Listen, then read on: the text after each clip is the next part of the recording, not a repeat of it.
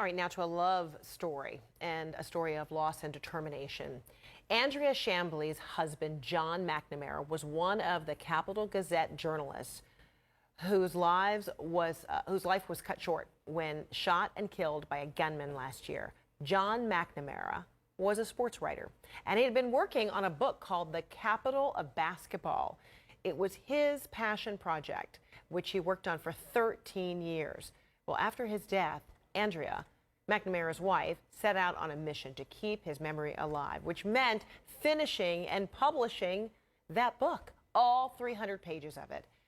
Andrea Chamblee is joining me right now. Andrea, good to see you. First of all, still so sorry for your loss. It's hard to believe that it's been a year. What has this year been like for you? And then for you to be able to dive into his passion project and finish this book. Well, every time I see the introduction to his death, it's a mix of feelings. I'm grateful for the chance to talk about the project that kept him going these last 13 years and the project that he wanted to be known for, and not just for how he died. This year has been a walking nightmare, and I want to make sure it doesn't happen to any family ever again. I mean, what an incredible process. I mean, the shock that it would happen and cut down your husband's life, and then, to grieve, but then somehow you would channel your emotions of grieving into, let me try and finish his project, his passion project. How did you do that? I mean, what were your steps in order to do that? Were you already familiar with his copy, and you kind of knew, in his mind where he was taking this book, this project? Well, he was a pen and paper writer, and he didn't want me to look at his work until it was finished. But he did need help backing up the files because he was a pen and paper guy. So I reminded him every month or so to back them up, so I knew where they were. But I didn't know what they said or how far along he was. And finally, one day, I had to go into his den and disturb the quiet in there. And I saw these 3 file boxes of folders of the year and the school and the player that he wanted to write about. And I found the copy, and he was on the brink of finishing it. So I just knew, I had to finish this for him. I knew he wanted to be remembered as a sports writer. He wouldn't want to be remembered as a victim. You had to do some serious researching and finding people too, and I mean, this became very personal for you as well, didn't it? Well, it gave me some focus and to focus on John and to get a chance to read his writing. And there are some beautiful stories in here that I didn't know about. If there were an anniversary of an event, he would post it on his blog. So I saw these stories of these remarkable Washingtonians that made an impact on their community and the sport and the world. And I knew these stories had to be told.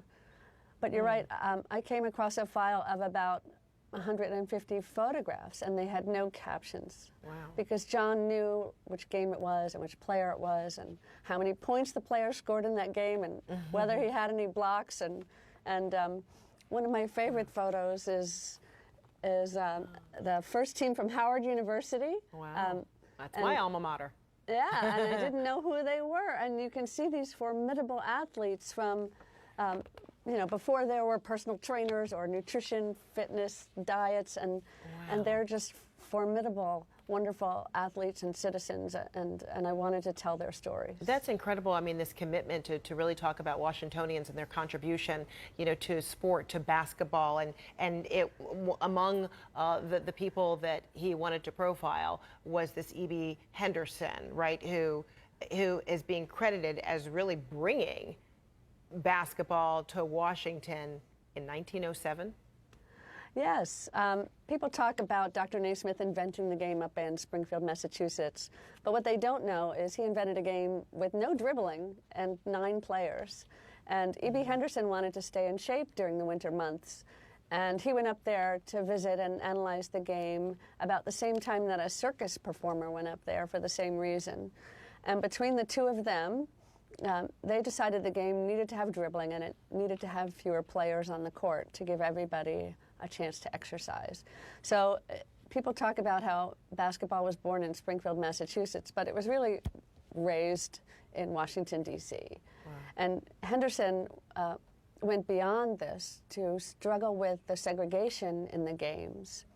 Unlike other sports where the adults controlled access to the football fields and the baseball diamonds, they couldn't stop kids from playing ball together on the street corner, whether they were black and white or not. And he wanted to bring that desegregation everywhere. And he ended up being a prolific writer and activist and started the first chapter of the NAACP. Wow, and I just think his story is so remarkable, and we don't know about it. Right. Well, we do now, thanks to you, Andrea Chamblee, and to your husband, your late husband, John McNamara. And you're wearing his name tag, aren't you? I'm wearing his press pass, yeah. I wear it a lot. Wow. I ask him if he likes the book, but so far he's being pretty quiet. But I hope that he likes it. Oh, you know he does. Oh, that is beautiful. Andrea, thank you so much, and thank you for keeping his memory alive and his passion alive. Thank you for having me to tell John's story. And we'll be right back.